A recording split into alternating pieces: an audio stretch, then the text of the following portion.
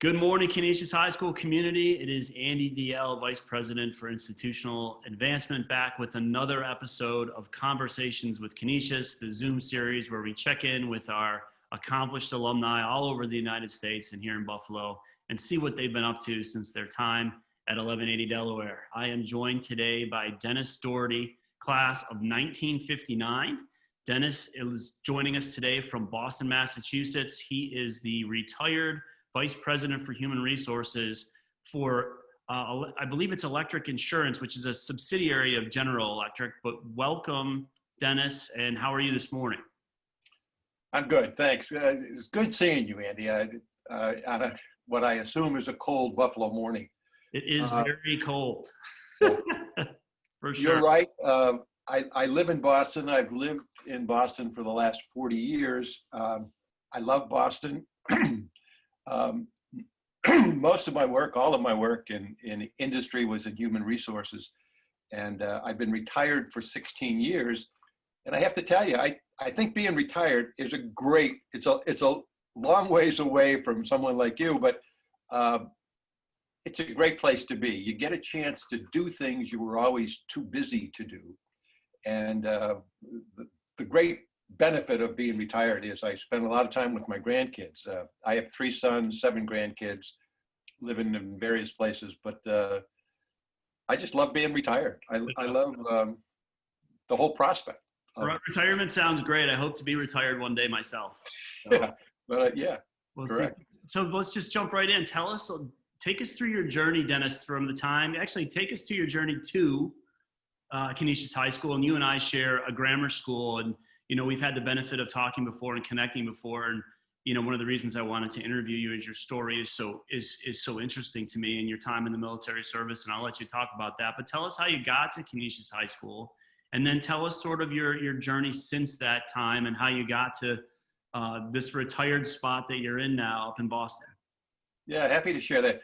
I believe in miracles, and one of the early miracles in my life was Canisius High School. I was a kid, as you say, in the city of Tonawanda, didn't know much about Canisius, played in a basketball tournament there when I was in 8th grade, told my mom wanted to go. With help from my parish, I was given a scholarship, got to Canisius, and I have to say it was a life-changing experience for me. It gave me a foundation that was excellent. The beautiful thing about Canisius in those days was the tuition was $300 a year. And so many life lessons at Canisius and in Canisius, and the lessons gave me a foundation that prepared me for many things. After high school, after Canisius, I went to Canisius College, which more than half of the kids did in those days. So in Canisius College was maybe $300 a year. In that education, that 8 years of Jesuit education, really thanks to the Jesuits. I mean, those low cost, $300 a year, was because of those Jesuit priests and scholastics who taught and were very good, didn't get much salary. So I thank the Jesuits every day for the foundation they gave me. After college, I joined the United States Navy, spent almost 4 years as an officer on ships. Again, a great experience in the sense that the Navy gave me responsibility that I was not prepared to take, and I was forced to step up and grow up.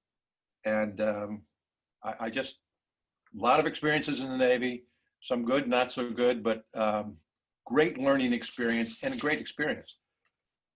One of the things the military did for me was made me much more marketable. And I think Canisius High School, Canisius College, United States Navy gave me a foundation where I could go into the world and be competitive.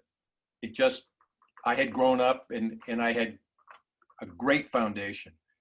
And I think, although I had a great foundation academically at Canisius and great experience in the Navy, I had to learn what I was supposed to be in life. What did my skills lead me to do? And I didn't know then how my experience fit the real world of work. And I had to come to grips with that. You know, what was I good at? Equally important, what was I not so good at, and what did I like? And I think that's some people get it early, some people get it along the way. My first job didn't work out very well. It was not as challenging as I wanted, and they didn't really see my skills, but I learned more clearly what my skills were. I'm not an analytical guy. I don't do great with numbers, but I do much better with people, working with people. So the evolution I got was I belonged in human resources working for a big company. I like the concept of getting paid every 2 weeks. You know, I wouldn't have been great in sales.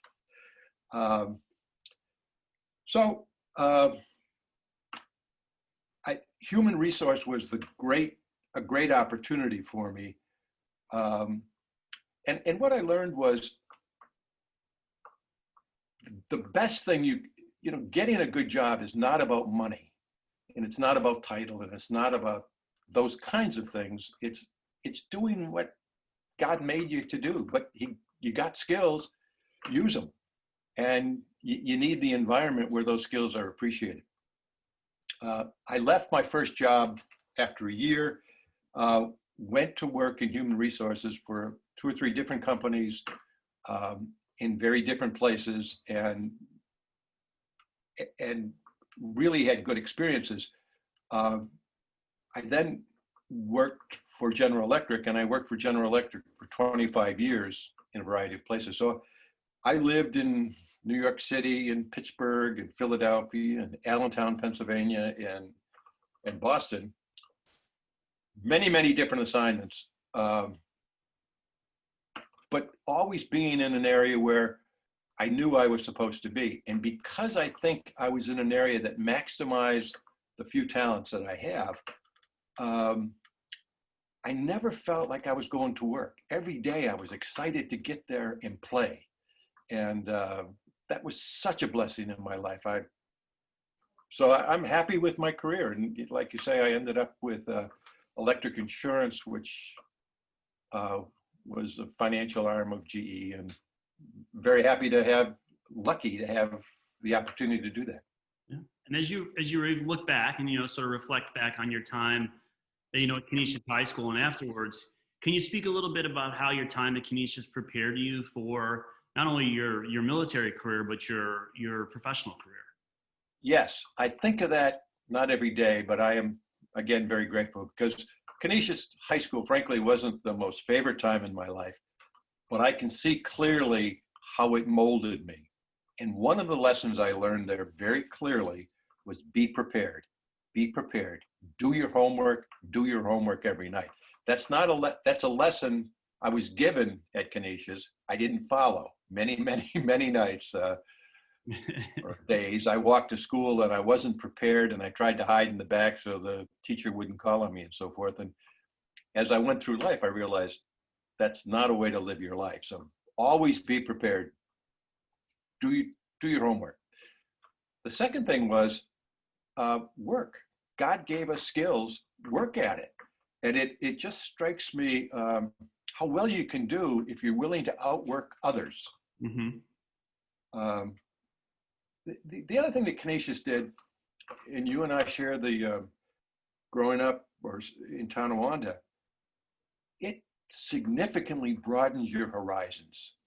You know, my horizon at 14 was the factory workers in the city of Tonawanda. Canisius gave me a competitiveness with kids from Western New York, which was a totally different environment. And the Navy gave me the environment of not Western New York, but the United States. And I think those opportunities to expand your horizons is a blessing. But speaking specifically about Canisius High School, one of my regrets is that I didn't get involved when I had the opportunities I think if I were to redo high school, I would be much more involved in the many activities that Canisius works at now, because one, those activities of themselves give you experiences, but you meet friends, and I can truly say the friends you meet in high school are, if you're lucky, people you're going to take with you for the rest of your life. So my deal is be prepared, work hard, always expand your horizons, and just enjoy the ride. Well, those are great, So great I think takeaways that answers your from question. Canisius' career. And of course, Canisius isn't just about academic preparation. You know, one of the things I like to talk to our alums about is just sort of how the Ignatian component, that Ignatian spirituality, how is that active in your life today? That's part of the education at Canisius as well, like learning to be a man for others. So could you just talk a little bit about that part of your life? Yeah, I think there's two components to that. The Jesuit education. In the corporate world, working with GE, I work with some very bright people who went to very good schools. And I learned that the foundation I got at Canisius was as good as anywhere. So I never had to take a step back. I felt I was prepared. So I could work with somebody who went to Georgetown and think, I can play with these guys. Mm-hmm. because of the education I got. And I think that's great. But I think equally important, maybe more importantly, is that Canisius gives you the values, men for others. And I think that was always kind of the true north. It's not about moving up. It's, what are you doing? How are you are you really living that life of, you know, God, family, country, job? You know, we're meant to be here to be more than just putting all of our efforts into work. So to be very simple, you know, love of others. Canisius gives better values than any place, I think. Mm-hmm. Mm-hmm. So I think that's an important that's an important thing that we try to live up to. Absolutely. It also, I think we're all created to be in a special place, and the foundation that Canisius gives is lead you to what is that special place, and, you know, and let life happen. Does that make sense? It does. It completely does. And I shake my head as I listen to you speak, because I think I had a very similar experience. This idea of finding your place, this idea of men for others, your life and your career is not just about work, and it's not just about climbing a ladder. It's, are you living the values that have been, inculcated into you from not only your parents, but a place like Canisius High School? Because I think we both learned here that the world's bigger than us, and that we have an obligation to serve others, and that to lead a life of significance includes a life of service. And so I know that's what I took away from school, and it sounds like you took away, the same thing. And you mentioned, go ahead. I'm sorry. I was just saying, you mentioned a little bit earlier some, advice if you could do it all over again. So one of my last questions to you is, if you were to give, there's going to be some young alums seeing this, some students seeing this. If you were to give advice to young people today as they're starting out into the world and into their professional careers, what's some advice that you would impart on to our young people? Yeah, it's the things I learned at Canisius. Do your homework, be prepared, be willing to work. And know that there's a place for you. Know that your skills are unique, and that God gave you a place to be. Your job is to find it. Mm-hmm. And I think the other piece of that, which, I don't know, marry well. I think that's a big thing in life. I think if I were, marry a person you're really in love with, because if you're in a situation where you can create a family and have a family grow, that's far more fulfilling and far more joyful than being the super president of some. You can do both. Sure. but people who are happiest have a happy family. I'll tell you, I met my wife at Canisius. She was a girl from Mount St. Mary's. We didn't get married right away, but that connection was started at Canisius, and I'm forever thankful that, we have a very happy family. That's good advice. No, it's great advice, especially as, I have 2 kids as well. And, we've talked about this, just the joy that raising a family gives you it's often surpasses anything you could accomplish, professionally. So I think that's great advice for our young people, because I think a lot of times when people think about the future and building a career, they're not always thinking about, that. So, and so what do you have planned, Dennis, as we wrap up our little interview here? What does 2021 hold for Dennis Dougherty? Well, I think if I had a title right now, it would be Grandpa. I'm very involved in the life of 7 kids, 2 of whom are in college, 7 grandkids, 2 in college, 1 is senior in high school, and 2 4-year-olds. They're spread out all over the place. So I love being in contact with my grandkids. I love skiing, and I'm skiing a lot right now. I want to go out west, but I don't know if I'll get the opportunity to. I'd also like to come back to Buffalo, and I haven't done that in a while. Just to see where things. I have a sweatshirt that says Buffalo, New York, where the dream started. And so I'd like to see Western New York again. Great. And so last thing is, I know, Dennis, you support numerous students here at Canisius High School through a scholarship that you've established. What does that mean to you to support kids who have a chance, who maybe wouldn't otherwise have a chance to go to Canisius?